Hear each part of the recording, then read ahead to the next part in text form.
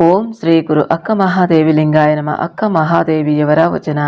ಮರವು ಬಂದಿಹುದೆಂದು ಗುರು ಕುರುಹನೆ ಕೊಟ್ಟ, ಅರಿವಿಂಗೆ ಪ್ರಾಣಲಿಂಗ ಬೇರೆ ಕಾಣಿರಣ್ಣ. ನಿರ್ಣಯವಿಲ್ಲದ ಭಕ್ತಿಗೆ ಬರಿದೆ ಬಳಲದೇತಕ್ಕೆ, ಚನ್ನ ಮಲ್ಲಿಕಾರ್ಜುನ ನರಿದು ಪೂಜಿಸಿದರೆ ಮರಳಿ ಬಹಕ್ಕೆ ಬಾರೆನೆ.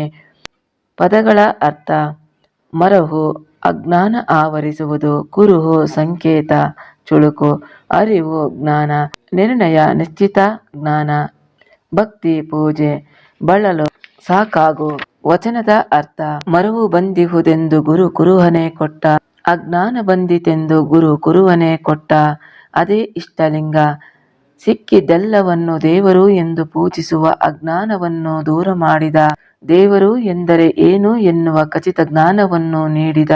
ಅರಿವಿಂಗೆ ಪ್ರಾಣಲಿಂಗ ಬೇರೆ ಕಾಣಿರಣ್ಣ. ತಿಳಿದು ನೋಡಿದರೆ ಇಷ್ಟಲಿಂಗವೇ ಬೇರೆ, ಅದರ ಅರ್ಥವೇ ಬೇರೆ, ಪ್ರಾಣಲಿಂಗವೇ ಬೇರೆ ಇದೆ.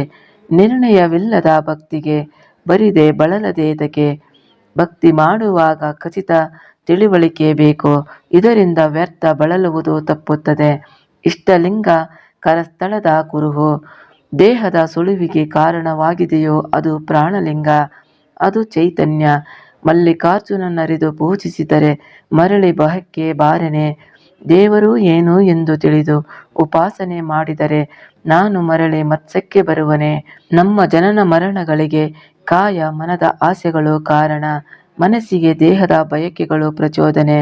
ಈ ಕಾಯ ಮನಗಳಿಗೆ ಪ್ರಜ್ಞಾ ಪ್ರಾಣವೇ ಆಧಾರ, ಅದೇ ನೀನು. ತೋರಿಕೆಯ ದೇಹ ಮನ ನೀನೆಂದು ತಿಳಿದಿರುವೆ, ಪ್ರಜ್ಞಾ ಚೈತನ್ಯವೇ ನೀನು, ಅದೇ ಶುದ್ಧ ಪರಮಾತ್ಮ. ಬಯಕೆಗಳ ಬಿಡುಗಡೆಯೇ ಹುಟ್ಟು ಸಾವಿನ ಬಿಡುಗಡೆ. ಇಷ್ಟಲಿಂಗವು ಸಾಧನೆಗೆ ಧರ್ಮ ಸಂಘಟನೆಗೆ ಒಂದು ಲಾಂಛನ. ಆದರೆ ಆ ಉದ್ದೇಶವನ್ನು ಮರೆತು ಇಷ್ಟಲಿಂಗವೇ ದೇವರು, ಅದೇ ಪರಮಾತ್ಮ ಎಂದು ತಿಳಿದರೆ ಉಪಯೋಗವಿಲ್ಲ.